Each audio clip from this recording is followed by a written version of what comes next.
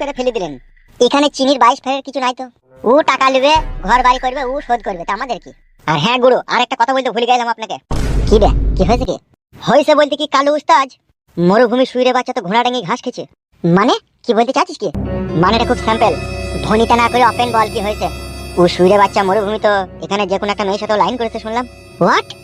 হ্যাঁ গুরু, ওর যে ভাগ্নে আছে না, ওরই মুখ ফসকে এই কথাটা বেরিয়ে গেছিল, আমি শুনতে পেলাম। তাই নাকি? আপনাকে কি আমি মিথ্যা কথা বলছি নাকি? আপনি ক্লাবে চলেন, ওকে জিজ্ঞেস করবেন। আরে শালা, শালা আমরা এখানে এতদিন বসবাস করছি, কোনো মেয়েকে চেকে দেখতে পেলাম না, আর ও শালা এখানে 10 দিন আসতে না আসতে মেয়ে মানুষের কাপড় তোলার ব্যবস্থা করে ফেলেছে। তা বলছি কি বড় আপনাকে এতক্ষণ আমি, আপনি বাড়া শুনছেন নাকি? কই চত চত দেখছি গুদমারানির ভাইকে শালাকে উদ্যম মার দেবো, চত আসেন বাড়া।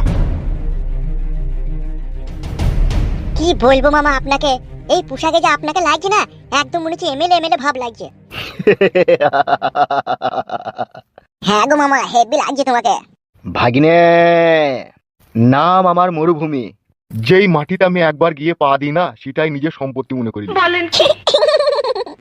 আমরা দুই মামা ভাগ্নিতে একবার যখন এখানে খুঁটি গেড়ে দিয়েছি, পৃথিবীর আর কেউ আমাদেরকে এখান থেকে হিলাইতে পারবে না রে ভাগ্নে। সত্যি করে মামা? শোন, একটা কথা বলছি তোকে। হ্যাঁ মামা বলো। কাউকে বলি না যেন এসব কথা, মুখ ফসকি। না না বলবো না মামা, বলেন।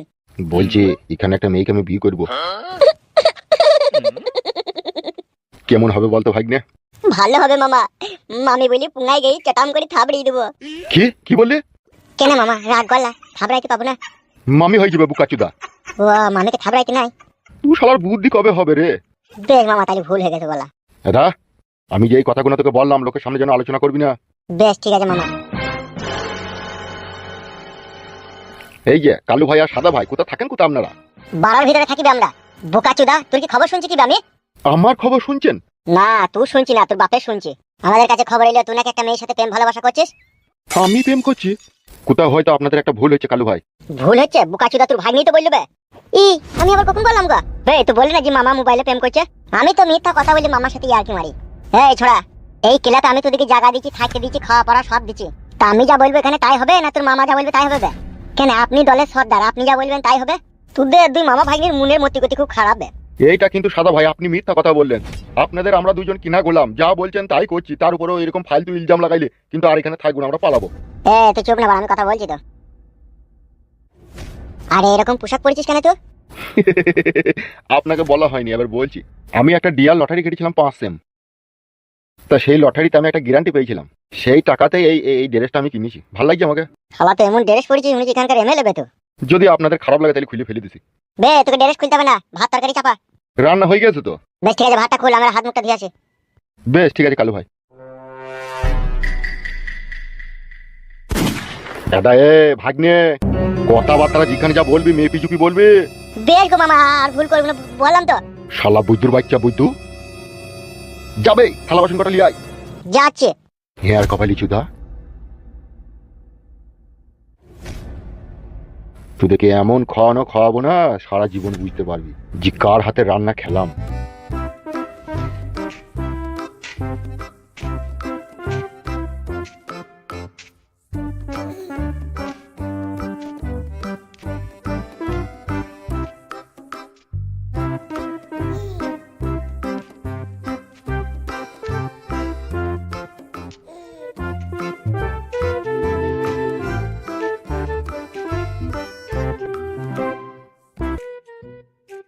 এত টাকা কোথা থেকে এলি গো?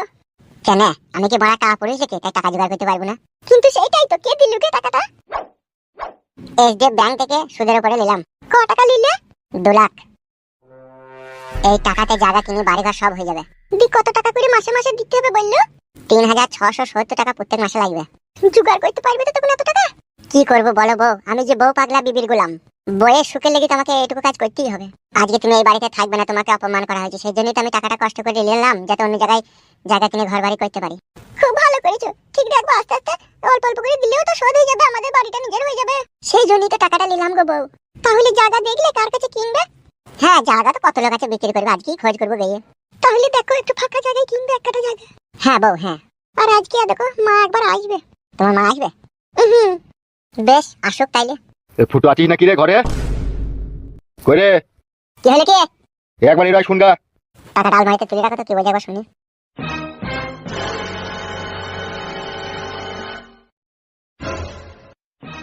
বলো কি বলবে? শুন বাপ, রাগ মাগ করিস না। আজকে আমি নিঃস্ব অসহায় হয়ে গেছি বলে তোকে এই কথাটা বলতে আমি বাধ্য হচ্ছি। সে তুমি কি বলবা আর কি বলতে এসো সে আমি বুঝতে পেরেছি বাবা। তুমি বলতে চাইছো যে বাড়ি ঘর ছেড়ে বউকে নিয়ে পালা, তাই তো? বিষয়টা সেই রকমই, তোর বউ আর আমার বউ একসাথে ঝগড়া করছে।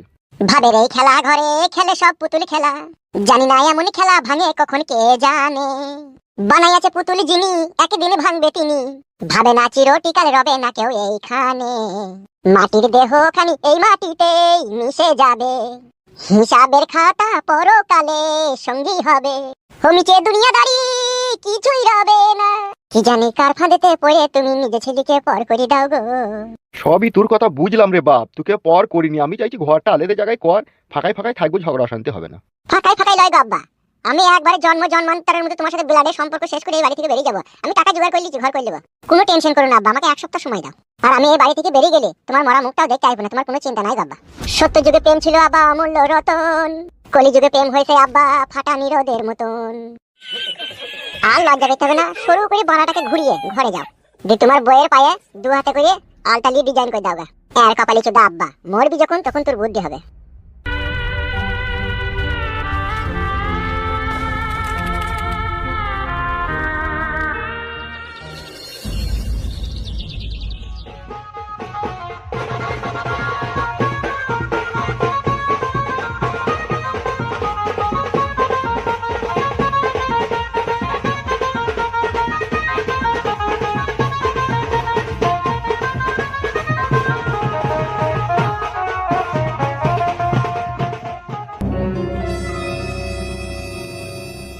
রঙ্গিলা, মা রঙ্গিলা, কেমন আছিস মা রঙ্গিলা? ভালো আছিস?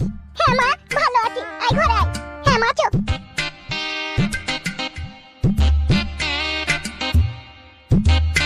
রাস্তায় আসতে খুব কষ্ট হয়েছিল আয় মা তোর? হ্যাঁ মা কি করবো, সেই বাস স্ট্যান্ড থেকে হেঁটে হেঁটে এলাম, তোদের গ্রামে একটা টোটোও পেলাম না। একটু নাস্তা পানি আনবো মা? না এখন আনতে হবে না মা, একটু পরে খাবো, দাঁড়া একটু রেস্ট লি। মোটা মানুষ লয়, হাঁটতে খুব কষ্ট হয় দি। এ মা একটা কথা বলবো তোকে? বল। আমার শ্বশুর এই বাড়িতে আর আমাদেরকে জায়গা দেবে না। কেনটি জায়গা দেবে না মানে? শাশুড়ির সাথে ঝগড়া অশান্তি হচ্ছে। কি আমার বালের কথা, জায়গা দেবে না তো থাকবে কোথা তোরা? তুই জমাই ব্যাংকে থেকে 2 লাখ টাকা লোন নিয়েছে জায়গা কিনবে বলে, সে জায়গা দেখতে গেছে, একজন বিক্রি করবে তার কাছে গিয়েছে। কি লতা, এই কথা আগে বলিনি কেন তুই আমাকে? তুই জমাই বলতে বারণ করেছিলি বলি বলিনি। তুই শ্বশুর মামি গোটা কুতা গেছে মনে হয় বাজার দিয়ে, আসুক সে তাকে ধুনুঞ্চি করে ধইন বাইকি। আর ঝগড়া অশান্তি করতে হবে না, আমরা জায়গা কিনে ঘর বাড়ি করে নেবো। তাইলে ও বাবা, মামিকে ফাটা কাকু বিয়ের মনে তাইলে এই ছিল। সলিম কাকা আছেন নাকি বাড়িতে? এ কিডা রে? মাই নেম ইজ ফুটো। কোন ফুটো রে? বাইরে আসেন তবে তো দেখতে পাবেন। কি হয়েছে, কেন ডাক দিলি? কাকা আপনার কাছে একটু জমি খরিদ করতে চাই। জমি? জমি লিয়া কি করবি? এই একটুকুন আর কি বাসা বাড়ি দেবো। বাড়ি বানাবি? হ্যাঁ কাকা। কট্টু জায়গা লিবি? জায়গা ওই 1.5 কাঠা মতো নেবো কাকা। টাকা জোগাড় করছিস? হ্যাঁ করেছি কাকা, কত কাঠা নেবেন বলেন জায়গা? তুই যদি 1.5 কাঠু জায়গা লিস তো মোটামুটি 1.5 কাঠুতে 1,40,000 দাম পড়বে।